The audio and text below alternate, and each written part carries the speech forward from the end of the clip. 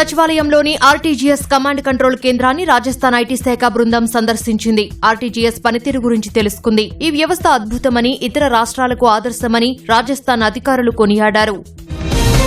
Nursing విద్యలో అక్రమాలపై కఠిన చర్యలు ఉంటాయని Vijayawada NTR health university VC Chandrashekhar హెచ్చరించారు. నర్సింగ్ కళాశాలల ప్రిన్సిపల్స్ తో సమీక్ష నిర్వహించారు. ఇండియన్ నర్సింగ్ కౌన్సిల్ పాఠ్య ప్రణాళికను సమర్థవంతంగా అమలు చేయాలని స్పష్టం చేశారు.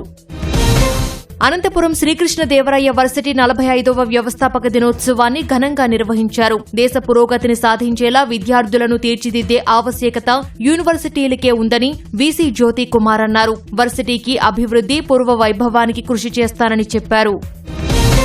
ప్రభుత్వ పాఠశాలల విద్యార్థుల్లో శాస్త్రీయ దృక్పథం, ప్రయోగాత్మక అభ్యాసాన్ని ప్రోత్సహించేందుకు కృషి చేస్తున్నామని ఎన్టీఆర్ జిల్లా కలెక్టర్ లక్ష్మీశా అన్నారు. విజయవాడ సివిఆర్ మున్సిపల్ హైస్కూల్లో 100 పాఠశాలలకు సైన్స్ జర్నీ బాక్స్ కిట్లను కలెక్టర్ పంపిణీ చేశారు. సంక్షోభం నుంచి ఆక్వా రంగాన్ని గట్టెక్కించాలని ఏపీ రైతు సంఘం నేతలు విజ్ఞప్తి చేశారు. ఫీడ్ రేట్లు తగ్గించాలని, 100 కౌంటు రొయ్యలను కేంద్ర రాష్ట్ర ప్రభుత్వాలు జాయింట్ వెంచర్ ద్వారా నేరుగా కొనుగోలు చేయాలని విజయవాడ రౌండ్ టేబుల్ సమావేశంలో కోరారు.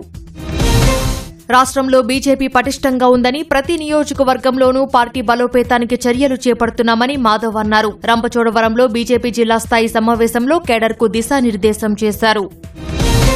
జంగారెడ్డిగూడెం ఎస్డీఎస్ ప్రభుత్వ జూనియర్ కళాశాలలో ఈటీవీ, ఈనాడు ఆధ్వర్యంలో మాదక ద్రవ్యాల నియంత్రణపై విద్యార్థులకు అవగాహన సదస్సు నిర్వహించారు. విద్యార్థి దశ నుంచే మాదక ద్రవ్యాల నియంత్రణకు కృషి చేయాలని, వ్యసనాలకు బానిసై జీవితాలను నాశనం చేసుకోవద్దని వక్తలు సూచించారు.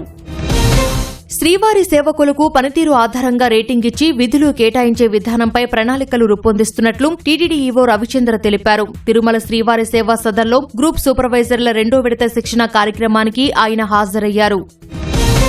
తిరుపతి హైవేలో ప్లాట్లు కొంటే జీవితాంతం వీఐపీ బ్రేక్ దర్శనం కల్పిస్తామంటూ తప్పుడు ప్రకటనలు ఇస్తున్నారని ఎస్సీపీ డెవలపర్స్ పై టీటీడీ అధికారులు పోలీసులకు ఫిర్యాదు చేశారు. తిరుమల శ్రీవారి సేవలు, దర్శన టికెట్లు టీటీడీ నిబంధనలకు లోబడి ఉంటాయని పేర్కొన్నారు.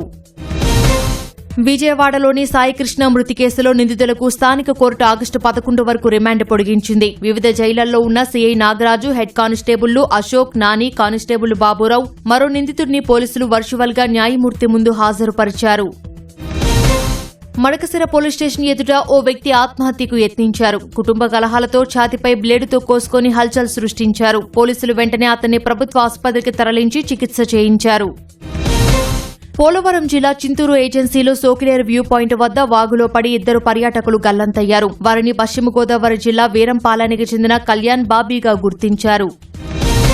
అమరావతి ఛాంపియన్షిప్ 2026 గురజాల నియోజకవర్గ స్థాయి ఆటల పోటీలు పిడుగురాళ్లలో నిర్వహించారు. 12 విభాగాల్లో నిర్వహించిన పోటీల్లో 500 మందికి పైగా క్రీడాకారులు పాల్గొన్నారు. ఇక్కడ విజేతలు జిల్లా స్థాయి పోటీల్లో పాల్గొంటారు.